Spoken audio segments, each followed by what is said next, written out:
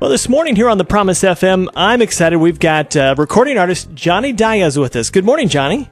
Good morning. How's it going? Hey, it's going great. Now, big day for you. We're going to talk about your new CD in a moment, but maybe for people who are still, they've heard your music, not sure of how you got into Christian music. How did you get your start?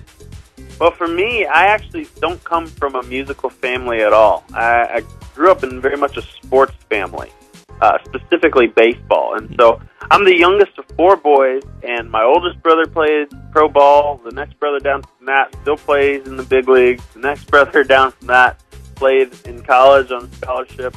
I didn't really have a choice. But I didn't want a choice. I wanted to be a baseball player. And sure enough, out of high school, signed a scholarship to go to Florida State University and play ball there. And it was really there as a freshman for the first time that I really felt like God was calling me to lay down my dreams and my passion and follow Him.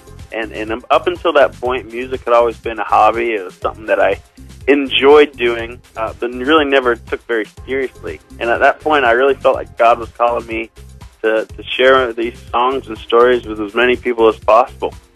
Okay, and your new CD, your second CD, comes out today. And a little curiosity, because this is your second CD, but it's self-titled. Usually that's a first CD. How did that work out? When we sat around trying to figure out the title of this new CD, nothing really jumped out at me. Nothing was obviously the choice. And one of the things, a lot of people know my song More Beautiful You, right? But they never really knew who sang it. And that's one of the things I've run into as I've traveled all over the country. And I believe that God has given me a number of songs that are just as important and songs that I'd like to share just as much with the church. And so, maybe it's just a little attempt at saying, here's the whole artist, and maybe they'll check out the entire record that way instead of just a song or two.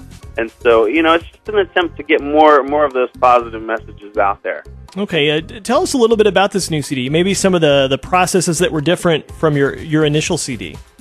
I know this sounds strange, but I almost feel like it's my first real CD. Okay. It's weird to say because obviously More Beautiful You did some cool things and everything, but a lot of people don't know that More Beautiful You was just an indie CD originally. It was recorded on a shoestring budget and not a lot of time or anything like that.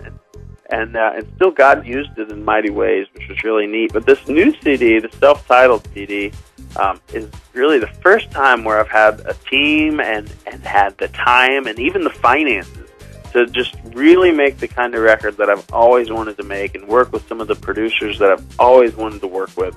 And the end product, I'm really proud of it. I really think God can use it in some really cool ways.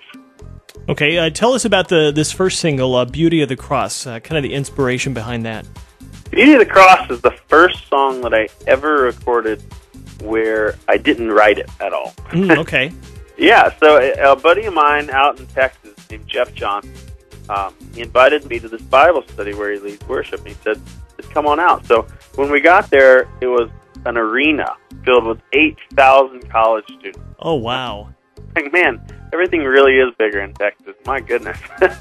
And so they played this song, Beauty of the Cross, and it just spoke to me. I loved it so much. I loved the music of it. But more importantly, I loved what it was saying, because here we were singing about the cross, which is essentially a torture device, one of the most awful torture devices ever conceived by man. And yet, for this entire song, we're singing about all of the ways that it's beautiful. And that may seem really strange to the world, but to those of us whose lives have forever been changed by what Jesus did on that cross, it makes perfect sense. And especially as we head into Easter, that's just such a neat thing to keep in mind. Why that cross is beautiful is because Jesus was able 3 days later to rise up from that grave. Well, that's very cool.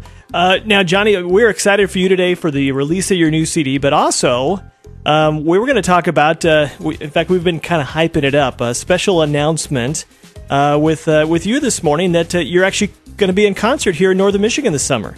Yeah, I'm coming to Alpenfest. Yeah, very cool. July 15th, and it is a free concert, and of course our listeners will hear more about it, but hey, we're excited to have you come. It's free, and I promise that everyone will get their money's worth. Double their money's worth, right? Double or your money back. There you go. Well, Jonny, thanks for spending a little time with us here this morning, and we'll be praying for you for the success of this new project and as you're out touring around. So thanks for your time this morning. Thanks so much for all you guys do, and thanks for helping me spread word about it.